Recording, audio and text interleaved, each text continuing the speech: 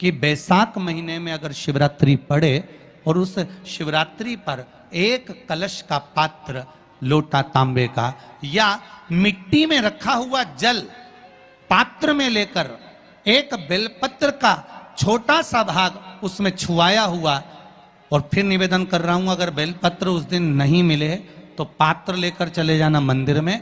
मंदिर में शंकर जी पे तो बेलपत्र चढ़ी होगी ना, अरे बोलो तो जरा, चढ़ी होगी ना। उसी बेलपत्र को धोकर फिर जल के पात्र में उसको छुआकर फिर शंकर भगवान को भाव से, दिल से जो चाहते हो, धन वैभव संपदा सत्ता या रोग से मुक्ति, चाहे उदर से जुड़ी हो। हाँ, एक चीज का ध्यान करना, अगर संपदा के लिए, विवाह के लिए या विद्या के लिए या अन्य चीजों के लिए आप शिव जी को जल चढ़ा रहे हो तो उसके जल को उठाकर नहीं लाना है। और अगर रोग के लिए जल चढ़ा रहे हो कि मुझे ये तकलीफ है, घर में ये बीमारी चल रही है या रोग चल रहा है या किडनी का या लीवर का या कैंसर का या ब्लड प्रेशर का, तो जो जल तुमने समर्पित करा उसको लेकर आकर आचमन भी करना।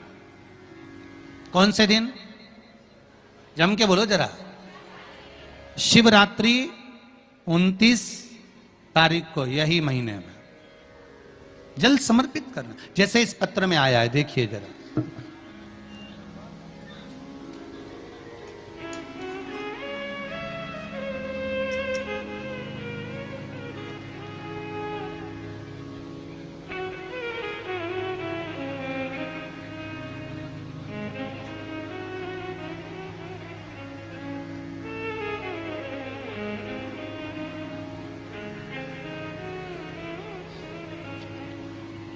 दिनेश कुमावत सैलाना कहीं बैठे हैं? दिनेश जी कुमावत सैलाना से हाथ हिला सकते हैं कहीं बैठे हो तो। दिनेश जी कुमावत सैलाना से अगर कहीं बैठे हो तो हाथ हिला दें। इन्होंने पत्र में लिखा है, गुरुदेव, भगवान शंकर पर एक लोटा जल प्रतिदिन अर्पित करने की महिमा मैंने जानी है। मैं रतलाम का निवासी हूं, जिला रतलाम सैलाना का निवासी हूं। गुरुदेव, पिछले 2 वर्ष से सीपीसीटी की परीक्षा दे रहा था, परंतु 2-3 नंबर से रह जाता था। इस बार मैंने आपका बताया हुआ बेलपत्र पर शहद लगाकर शिव को चिपकाकर फिर परीक्षा देने गया। पेपर कठिन होने के बाद भी मुझे 90% अंक प्राप्त हुए और रतलाम का ही कॉलेज प्राप्त हुआ। ये पत्र, ये शिव भक्ति। आप शंकर भगवान को जो समर्पित कर रहे हो, शिव को जो दे रहे हो। एक पत्र और है बड़ा सुंदर, देखिए।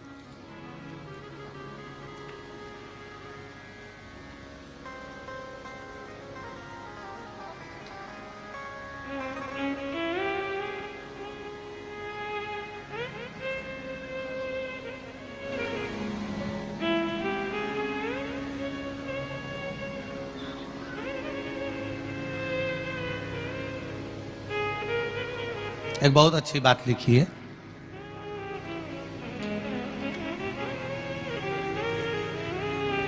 कि घर के जब बुजुर्ग आशीर्वाद देते हैं तो एक ही बात क्यों कहते हैं कि पुत्र भाव, भगवान तुझे अच्छा बेटा दे, पुत्र दे, छोरा दे। कभी भी घर के लोग ये आशीर्वाद क्यों नहीं देते कि भगवान तेरे को अच्छी बेटी दे, अच्छी पुत्री दे। बहुत अच्छी बात लिखी है।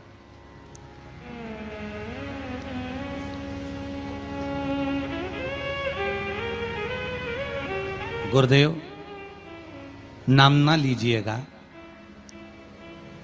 मेरी शादी को 3 वर्ष पूर्ण हो चुके थे। कोरोना काल में शिव महापुराण की कथा श्रवण कर रही थी। पत्र, नाम मत दिखाना, बाकी के पत्र दिखा दीजिए। लोटा जल चढ़ाना प्रारंभ करा। संतान का सुख नहीं था। परिवार के लोग यही चाहते थे कि हमेशा एक ही लक्ष्य था कि बेटा हो, बेटा हो। अब गर्भ में कौन बैठा गुरुदेव, किसको मालूम कि पुत्र है कि पुत्री है, पर घर की अभिलाषा इतनी ज्यादा थी कि बेटा ही होना चाहिए, पुत्र ही होना चाहिए। पर गुरुदेव, व्यासपीठ से आप एक निवेदन जरूर करना कि आप कहते हो कि बेटा एक कुल को तारता है और बेटी 2 कुल को तारती है, तो आशीर्वाद देते समय पुत्री का भी आशीर्वाद होना चाहिए। ठीक है, मैंने तो शंकर जी से मन्नत मांग ली और कहा लोटा भर के जल चढ़ाऊंगी, रोज चढ़ाऊंगी। वो सियोर वाला महाराज कहता रहता है मेरे घर के लोगों की अभिलाषा पूरी करना, पहले पुत्र ही दे देना, भले दूसरी बार में मुझे पुत्री दे देना। और भगवान की कृपा हुई, 15 दिसंबर को मेरे घर में बेटा हो गया है, ये शिव की कृपा से हुआ। पर मेरा एक निवेदन आप सभी से, जितने श्रोता भाई बहन बैठे हुए,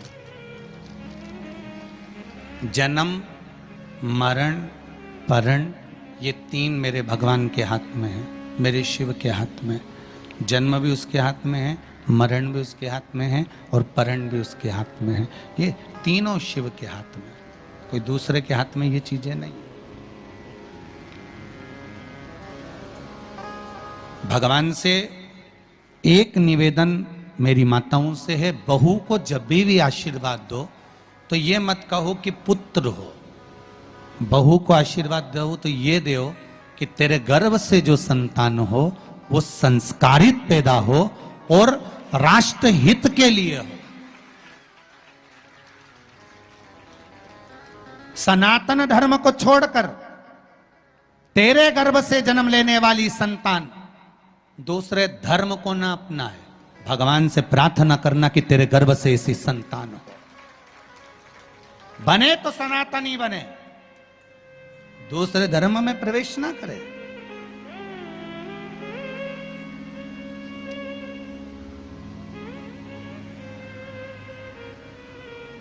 भगवान की भक्ति में रमने वाला चाहिए, भगवान का स्मरण करने वाला चाहिए, नाम कीर्तन करने वाला चाहिए। आज मैंने एक बात श्रवण करी जयंत के मुख से, रोचन कर रहे हैं, मैंने एक बात श्रवण करी जयंत के मुख से कि जयंत ने कहा कि शंकर भगवान के मंदिर में शिवरात्रि के दिन 1 लोटा जल बैसाख महीने में अगर समर्पित कर दिया जाए तो 84 लाख योनियों से छूट जाता हूं। पर मन में एक भाव जागृत हुआ, मैंने 1 लोटा जल शंकर भगवान को समर्पित करा। जब मैं बाहर निकल कर आया तो मेरे मन में फिर वही कपट भाव जागृत हो गए, जैसा मैंने कथा के पंडाल में जाकर कहा था, जैसे मैंने कथा के पंडाल में जाकर कहा था, करा कि कपड़े फैला दिए, पानी डोल दिया, कथा नहीं सुनने दी, बैग छुपा दिया, सामान छुपा दिया, वही की वही मेरे कथा के भाव में जो भाव उत्पन्न हुआ था वही की वही मंदिर से जब जल चढ़ाकर आ रहा था, जल चढ़ाकर जब निकल रहा था तो मेरे भीतर फिर वही भाव जागृत हो गया। और मैंने क्या करा